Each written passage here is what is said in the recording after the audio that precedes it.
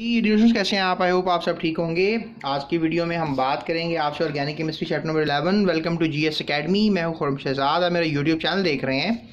और आज की वीडियो में हम जो बात करेंगे आपसे वो बेसिकली होगा टाइप्स ऑफ फार्मूली। बिकॉज बहुत स्टूडेंट्स जो हैं फार्मूली की टाइप्स को लेकर थोड़ा सा इग्नोर कर देते हैं, तो ये टॉपिक इग्नोरेंट नहीं है, ये बोर्ड में लॉन्ग क्वेश्चन के तौर पे आता है। इसके अलावा एक इंटरेस्टिंग इन्फॉर्मेशन भी करेंगे, नेफ्थलीन के बारे में स्टडी करेंगे। स्टूडेंट्स, टाइप्स ऑफ फार्मूली जो है अगर हम आपसे बात करें तो 4 किस्म के जो हैं वो फार्मूले होते हैं और बोर्ड में क्वेश्चन आ जाता है, write a note on the types of formulae. तो there are 4 types of formulae, जिसमें मॉलिकुलर फार्मूला, जिसे मोलेकुलर फार्मूला भी कहते हैं, structural formula, condense formula and dot and cross formula शामिल हैं। तो ये फार्मूले जो हैं अमूमन आपको बोर्ड में आ जाते हैं। तो इससे पहले मैं आपसे इसकी सारी एक्सप्लेनेशन की बात करूं तो मैं आपसे पहले नेफ्थलीन के बारे में बात करूंगा कि नेफ्थलीन एक ऑर्गेनिक कंपाउंड है और कुछ ऐसे कंपाउंड्स होते हैं जो कि स्टूडेंट्स जो सॉलिड है उससे डायरेक्ट जो है वो लिक्विड बनता है और फिर लिक्विड से आपको पता है कि गैस बनती है। लेकिन कुछ सॉलिड ऐसे होते हैं जो सॉलिड से डायरेक्ट जो है वो गैस बन जाते हैं लिक्विड फेज़ में, या तो वो आते ही नहीं है या बहुत थोड़े से टाइम के लिए आते हैं, जो कि नेग्लिजिबल है, यानी कि आप उसको इग्नोर कर सकते हैं। तो अगर ऐसा प्रोसेस होता है कि कुछ सॉलिड जो हैं वो डायरेक्ट गैस की शक्ल में चले जाएं, इस अमल को हम कहते हैं सब्लिमेशन। ठीक है, सॉलिड का डायरेक्ट गैस की शक्ल में चले जाना, इसको हम कहेंगे सब्लिमेशन। और नेफ्थलीन एक ऐसा कह लें कि आप सॉलिड है, इसको हम फर्नैल की गोलियां भी कहते हैं। ये मैं आपको एक इसका मॉलिक्यूल बनाकर दिखा रहा हूँ। This is the molecule of naphthalene. तो ये नेफ्थलीन का मॉलिक्यूल है, आप कह लें कि ये बेसिकली एक ऐसा सॉलिड है जो डायरेक्ट गैस में चला जाता है। और ये जो गैस होती है ये कीड़ों के लिए अच्छी नहीं होती। मतलब नेफ्थलीन अगर गैशियस फॉर्म में आपको मिलेगा तो ये जो इंसेक्ट्स हैं इनके लिए अच्छा नहीं है, इनको सांस लेने में मसला आता है इंसेक्ट्स को नेफ्थलीन की मौजूदगी में, और उनकी डेथ भी हो जाती है। So it decomposes at room temperature. Definitely वो सॉलिड से गैस हो जाता है, डिकम्पोज हो जाता है, टूट फूट के गैस बन जाता है रूम टेम्परेचर में। रूम टेम्परेचर से मुराद है कि आप 10 डिग्री से लेके 45 डिग्री तक ये सोच सकते हो। Giving out a very strong smell, और ये बहुत अजीब सी स्मेल देता है। So it is use in mothballs, इनको आप मॉथबॉल्स कहते हैं। बोर्ड में सवाल आ जाता है what are mothballs and what is their use, कि मॉथबॉल जो हैं वो क्या होती हैं और इनका यूज़ क्या होता है। So very very interesting board short question, आप इसको बोर्ड शॉर्ट क्वेश्चन के तौर पे तैयार कर सकते हो। And to keep insects away from close, आप इसके अलावा कपड़ों की जो ट्रंक होते हैं वहाँ पे आप इनको फर्नैल की गोलियों को रख सकते हैं। इसके अलावा आप जो आपका सिंक होता है जहाँ पे हाथ वगैरह धोते हैं, किचन वगैरह होता है, वहाँ पे रख सकते हैं। वहाँ से भी बहुत से कीड़े मकोड़े जो हैं वो इनसे दूर रहते हैं। तो स्टूडेंट्स चलते हैं ज़रा लॉन्ग क्वेश्चन की तरफ। Write a note on types of formulae. मैंने आपको बताया 4 किस्म के फार्मूले होते हैं। तो सबसे पहले बात करते हैं मॉलिक्यूलर फार्मूला के ऊपर। स्टूडेंट्स, आपको ये नज़र आ रहा है, ये मॉलिक्यूलर फार्मूला है, that is the molecular formula of butane. आपको याद रहना चाहिए कि 4 कार्बन जो हैं वो प्रीफिक्स ब्यूट बनाएंगे, और सब में अगर सिंगली बॉन्ड है चारों के चारों कार्बन में तो उसको हम ब्यूटेन कहेंगे, और उससे 4 जो है वो हाइड्रोजन लगेंगे। जैसे फॉर एग्जांपल हमारे पास ये 4 कार्बन मैं आपको बना के दिखा रहा हूँ, ठीक है। और यहाँ पे हमारे पास जो है सारे कार्बन टू कार्बन आप देख रहे हो सिंगली बॉन्ड है, और यहाँ पर मैंने बाकी आपको पता है कार्बन की 4 वैलेंसीज होती हैं। इस कार्बन की भी 4 होंगी, इस कार्बन की भी 4 होंगी, और इस कार्बन की भी 4 होंगी। सो यहाँ पर दूसरी तरफ जो है वैलेंसी को कंप्लीट करने के लिए हाइड्रोजन लगाते हैं। सो 1 2 3 4 8 9 10, सो C4H10 ये हमने जो बनाया है that is the structural formula of butane. और ये जो बनाया है मैंने that is basically the molecular formula, ठीक है, that is the molecular formula. और इसी के बारे में अभी हम पढ़ रहे हैं कि मॉलिक्यूलर फार्मूला जो है वो क्या होता है। तो मॉलिक्यूलर फार्मूला क्या होता है? It represents the actual number of atoms. ये बेसिकली आपको एक्चुअल नंबर ऑफ एटम्स के बारे में बताता है। स्टूडेंट्स, आप मेरी वीडियोस को देखते हुए आप जो है नोट्स भी ले सकते हो। अभी डिस्क्रिप्शन में मैंने सारे इसका लॉन्ग क्वेश्चन किस तरह आएगा, आपने कैसे लिखना है, इसके नोट्स दिए हुए हैं। इसके अलावा इस चैप्टर के सारे नोट्स मैंने आपको डिस्क्रिप्शन में एक लिंक है, उसको आप क्लिक करोगे तो PDF डाउनलोड कर सकते हो आप। तो ये मैंने नोट्स दिए हुए हैं। इसके अलावा मैंने सारे लिंक्स दिए हुए हैं पूरी बुक के चैप्टर्स के लेक्चर्स के, ताकि आपकी रहनुमाई में बेहतर अंदाज में कर सकूँ। तो स्टूडेंट्स हम बात कर रहे थे मॉलिक्यूलर फार्मूला की, तो formula which represent the actual number of atoms in one molecule of organic compound, यानी किसी भी ऑर्गेनिक कंपाउंड के एक मॉलिक्यूल में कितने एटम्स होते हैं, अगर वो एक्चुअल नंबर ऑफ एटम्स आपको बता दे, यानी एक मॉलिक्यूल में कितने एटम्स हैं। ये एक मॉलिक्यूल है, अभी मैंने इसका स्ट्रक्चर भी आपको बना के दिखाया है और ये आपकी बुक में भी बना हुआ है, सो मैं आपको दिखा देता हूँ। लुक एट दिस, ये स्ट्रक्चर बना हुआ है। So that is an butane. इसको एन क्यों कहते हैं ये मैं आपको बताता हूँ, लेकिन ये ब्यूटेन है जिसमें 4 कार्बन है और सारे सिंगली बॉन्डेड हैं, तो इसलिए हमने इसको एन भी कहा है और ब्यूट भी कहा है। अगर यही 3 होते तो हम इसको प्रॉप एन कह देते। तो बहरहाल हमारे पास अगर एक मॉलिक्यूल में एक्चुअल नंबर ऑफ एटम्स का अंदाज़ा हो जाए तो इस तरह के ऑर्गेनिक कंपाउंड को, definitely carbon containing compound organic compound होते हैं, तो उसको हम मॉलिक्यूलर फार्मूला कहेंगे। सो मॉलिक्यूलर फार्मूला ऑफ ब्यूटेन मैंने आपको बता दिया, तो C4H10 होगा। आई होप सो आपको याद हो गया होगा। अब इट शोज, इस आखिर मॉलिक्यूलर फार्मूला में क्या बताता है, butane is made up of carbon and hydrogen atoms. Molecular फार्मूले से हमें 2 बातें पता लग रही हैं कि कार्बन का बना हुआ है, हाइड्रोजन का बना हुआ है। Each molecule of butane consist of 4 carbon atoms. Her molecule जो है, याद रखो कोई भी ब्यूटेन का मॉलिक्यूल हो, चाहे वो आइजोब्यूटेन है, चाहे वो एन ब्यूटेन है, तो इसको आइजोमर्स कहते हैं। इन दोनों को हम नाम देंगे आइजोमर्स का। आइजोमर्स क्या होते हैं मैं आपको पहले भी बता चुका हूँ, बल्कि आने वाले लेक्चर्स में आपको बताऊंगा। सो ब्यूटेन जो है, ये बेसिकली कह लें कि ये एन ब्यूटेन है, आइजोब्यूटेन है। इसमें भी 4 कार्बन है, इसमें भी 4 कार्बन है और इसमें 10 हाइड्रोजन है। जैसे कि आपने भी देखा है हमारे पास जो है ये 10 हाइड्रोजन है। सो यहाँ पर भी आप देख सकते हैं कि 10 हाइड्रोजन होंगे, 3 और 3 6 और 3 9 और एक ये मिलाकर टोटल 10 हो जाएंगे। सो that makes an idea students. तो हमें ब्यूटेन से पता लगा कि कार्बन हाइड्रोजन इसमें होते हैं। Each molecule butane consist of 4 carbon and 10 hydrogen atoms. ये इसके खसूसियात हैं, करेक्टरिस्टिक्स हैं इस मॉलिक्यूल के। याद रखें स्टूडेंट्स, मॉलिक्यूल को आपने रिस्पेक्ट देनी है। बहुत से मॉलिक्यूल्स अपनी लाइफ में आप पढ़ेंगे, जैसे आपने पढ़ा कार्बन डाइऑक्साइड एक मॉलिक्यूल है, वाटर एक मॉलिक्यूल है, ग्लूकोज भी एक मॉलिक्यूल है, और I don't know there are million and millions of molecules. बल्कि मैं तो ये कहूँगा अगर ऑर्गेनिक कंपाउंड की अगर आप मुझसे बात करते हैं तो ये 10 मिलियन ऑर्गेनिक कंपाउंड अभी तक जो है हम इन पे काम कर चुके हैं, दरियाफ्त कर चुके हैं। तो वो बहुत ज़्यादा ऑर्गेनिक कंपाउंड्स मौजूद हैं। तो बहरहाल चलते हैं। आई होप सो आपको ये डेफिनेशन याद करनी है और उसके बाद आपने यही चीज़ एज एन एग्जांपल लिखनी है, और करेक्टरिस्टिक्स अगर आपने लिखने होंगे तो लिख दीजिएगा, it will be a good thing. और अब हम चलते हैं स्ट्रक्चरल फार्मूले की तरफ।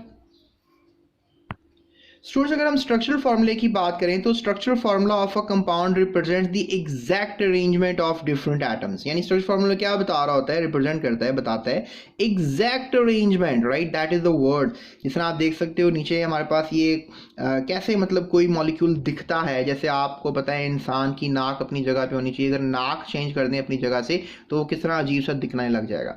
समझ लें कि मॉलिक्यूल में एटम्स अपनी अपनी जगह पे सेट होते हैं। तो स्ट्रक्चर हमें बताता है कि, अब ये भी सवाल है कि स्ट्रक्चर हमें कैसे पता लगता है, हमें किसी भी मॉलिक्यूल के स्ट्रक्चर का कैसे अंदाज़ा हो सकता है, और आपने सर ये स्ट्रक्चर ऐसे यहाँ पे कैसे ड्रॉ कर लिया।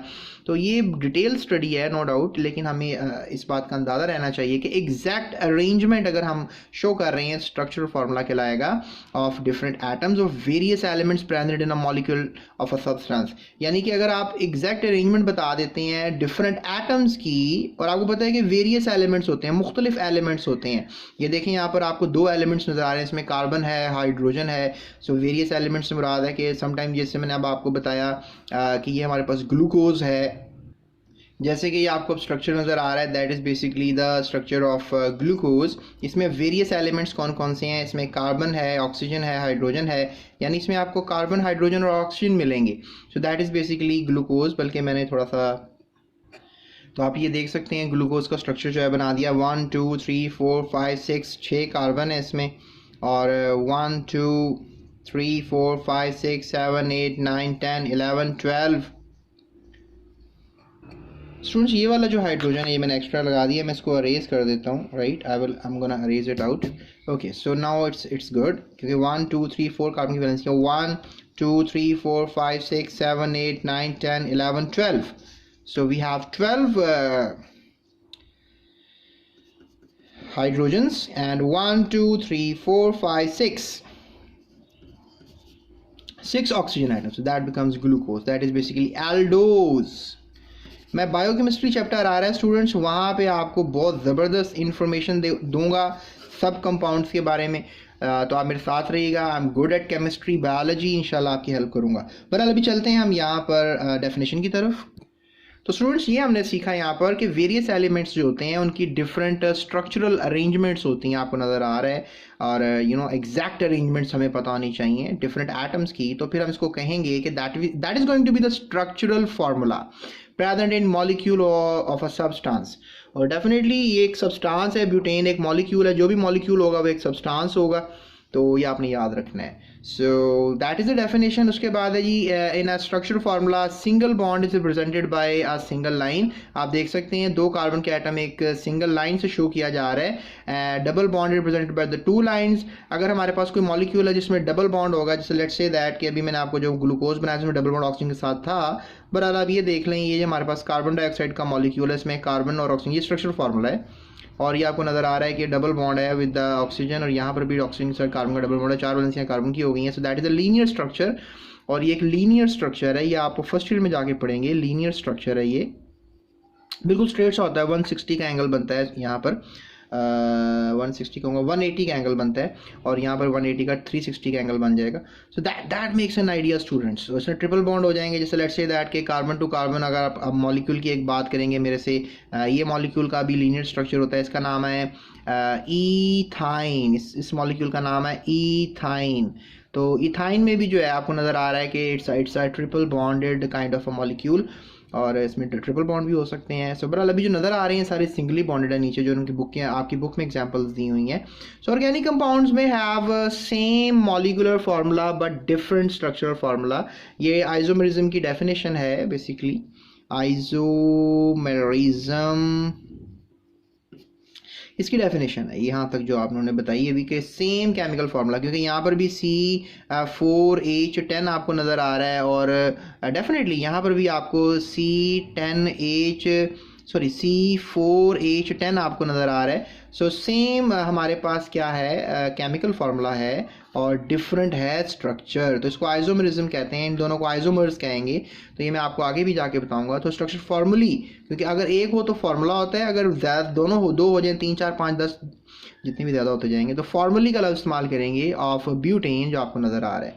सो I hope students structural formula पे भी आपने काम कर लिया होगा। अब चलते हैं, हम बात करते हैं कंडेंस्ड फार्मूला की। स्टूडेंट्स कंडेंस्ड फार्मूला क्या होता है? कंडेंस्ड फार्मूला ये होता है कि लेट्स से दैट कि आपके पास जैसे मैंने आपको ये स्ट्रक्चर बना के दिखाया, that is going to be the structure of n butane, या ब्यूटेन का स्ट्रक्चर है। अब आपको नज़र आ रहा है कि इस कार्बन के साथ 3 हाइड्रोजन है। आप ये देखें, इस कार्बन के साथ जो है वो 3 हाइड्रोजन आपको नज़र आ रही हैं। इसके अलावा इस कार्बन के साथ आपको 2 हाइड्रोजन नज़र आ रहे हैं। आप देखें, इस कार्बन के साथ दूसरे कार्बन के साथ 2 हाइड्रोजन आपको नज़र आ रहे हैं। इस तरह ही आपने शो करना है। इसके बाद आप देखें, तीसरे कार्बन के साथ जो है आपको फिर 2 हाइड्रोजन नज़र आ रहे हैं। ये 1 2 3 ये तीसरा कार्बन है, यहाँ पर भी 2 हाइड्रोजन नज़र आ रहे हैं, और आखिरी कार्बन से आपको 3 हाइड्रोजन नज़र आ रहे हैं। इस तरह आपने बॉन्ड नहीं दिखा रहे, आपने क्या किया कि कंडेंस कर दिया, राइट। इसको मज़ीद कंडेंस किया जा सकता है। आपको पता है CH2 कितने हैं? 2 हैं। तो CH2 जो है ये 2 हैं, ठीक है। और इधर भी CH3 है, और इधर भी CH3 है। तो look at that, this is called the more condense formula, more condense formula. ये आगे आगे जाकर आएंगे बुक में, इंशाल्लाह मैं आपको दिखाऊंगा। सो यहाँ पर क्या हम कह सकते हैं, ये देखें आइसोब्यूटेन का जो है ये कंडेंस फार्मूला है। इसका स्ट्रक्चर बना के दिखाता हूँ आपको, बल्कि ये आपने पढ़ा था आइसोब्यूटेन, लुक एट दैट। सो ये क्या है, एक कार्बन से 3 हाइड्रोजन है, एक कार्बन से 1 हाइड्रोजन है, एक कार्बन से 3 हाइड्रोजन है, एक कार्बन के साथ 3 हाइड्रोजन है। सो आप यहाँ देख सकते हैं, एक कार्बन से 3 hydrogen, 1 hydrogen, 3 hydrogen, 3 hydrogen. That is the condense formula, right, that is the condense formula. So I hope so आपको पता लग गया होगा कंडेंस फार्मूला क्या होता है, कि मतलब बॉन्ड, जो हाइड्रोजन के बॉन्ड्स होते हैं वो नहीं शो करने हैं हमें। जिस तरह आपको नज़र आ रहा है, ये जो कार्बन और हाइड्रोजन के दरमियान बॉन्ड्स होते हैं, बस 3 हाइड्रोजन शो कर देने हैं, इसको हमने ऐसे कर देना, राइट। यानी कि 3 हाइड्रोजन हो गया, 1 कार्बन हो गया, और बाकी फिर carbon to carbon bond show कर सकते हैं आप। सो स्टूडेंट्स, ये था हमारा कंडेंस फार्मूला का एक्सप्लेनेशन। डेफिनेशन क्या हो सकती है? द ग्रुप ऑफ एटम्स, इसमें आप देख सकते हैं ग्रुप ऑफ एटम्स हैं, join together to each other, to each carbon atom in a straight chain or branch chain. Group of atoms हैं, ये देखें, group of atoms, group of atoms, group of atoms, group of atoms join together to each carbon atom, group of atoms join together to each carbon atom, group of atoms join together to each carbon atom, group of atoms join together to each carbon atom, group of atoms join together to each carbon atom in a straight chain. Look at that, ये chain सारी straight है और ये straight नहीं है क्योंकि ये देखें एक कार्बन के साथ 3 कार्बन लगे हुए हैं। लुक एट दैट, 1 2 3, 1 2 3, एक कार्बन के साथ। यहाँ पर देखें एक कार्बन के साथ 2 लगे हुए हैं, इस कार्बन के साथ भी 2 लगे हुए हैं, इसके साथ तो 1 लगा हुआ है, इसके साथ भी 1 लगा हुआ है। सो ये हो जाएगा स्ट्रेट चेन, इसको हम कहेंगे एन। स्ट्रेट चेन को याद रखिएगा, एन कहते हैं, स्ट्रेट चेन को हम एन कहते हैं और ब्रांच चेन को हम जो है वो आइजो कहते हैं। So that makes an idea, right, isobutane और एन ब्यूटेन। आई होप आपको समझ में आ गया होगा। सो ये है कंडेंस फार्मूला जो मैंने आपको समझाने की कोशिश की। आगे चलते हैं हम, नेक्स्ट जो है हमारे पास डिस्कशन है दैट इज बेसिकली इलेक्ट्रॉनिक और dot cross formula, right, electronic और डॉट क्रॉस फार्मूला।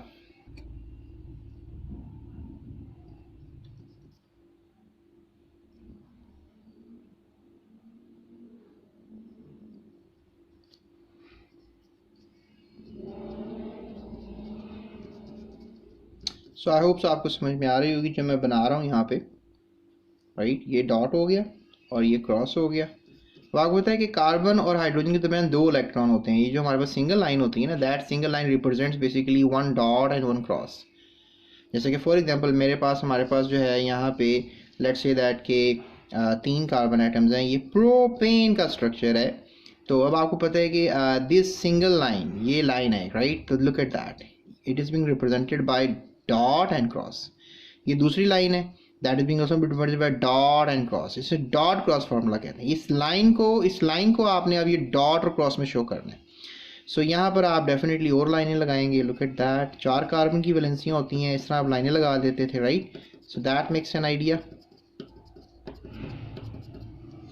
तो अभी 1 2 3 यू नो, सो यहाँ पर भी डॉट बना दो और क्रॉस बना दो, डॉट बना दो और क्रॉस बना दो, डॉट बना दो और क्रॉस बना दो।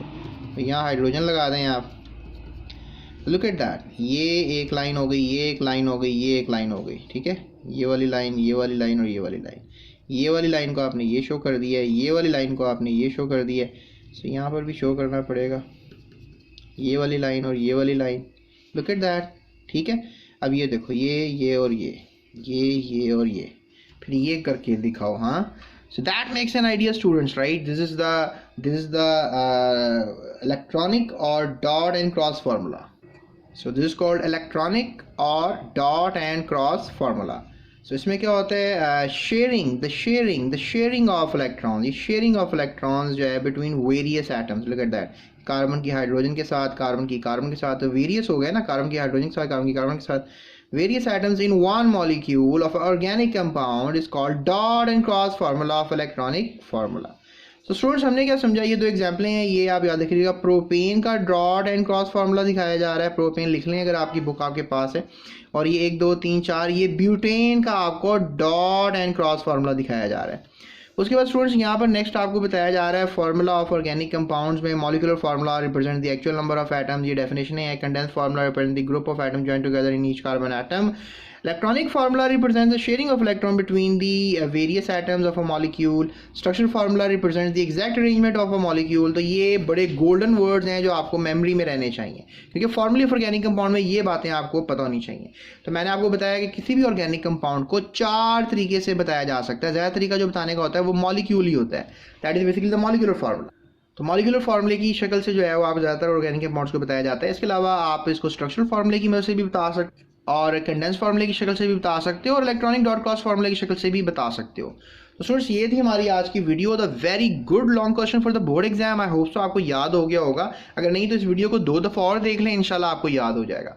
सो ये थी हमारी आज की वीडियो। डिस्क्रिप्शन में लिंक्स हैं जिसमें नोट्स वगैरह इस चैप्टर के लॉन्ग क्वेश्चन का भी मैंने एक सीक्वेंस बना के आपको दिया है, और definitely what are mothballs and what is naphthalene and its use, और थोड़ा सा कॉन्सेप्ट मैंने शुरू में आपको नेफ्थलीन के बारे में भी दिया और उसका स्ट्रक्चर भी बनाकर दिखाया मैंने आपको, तो वो याद कर लीजिएगा और बुक निकाल कर वो स्ट्रक्चर भी बना लीजिएगा। So that's it, thank you so much. अपना ख्याल रखिएगा, स्टूडेंट्स के साथ इसको शेयर कीजिएगा, टीचर है तो अपने स्टूडेंट्स के साथ शेयर कर दीजिएगा, स्टूडेंट्स हैं तो अपने दोस्तों के साथ शेयर कर दीजिएगा, और चैनल को सब्सक्राइब किए बगैर मत जाइएगा।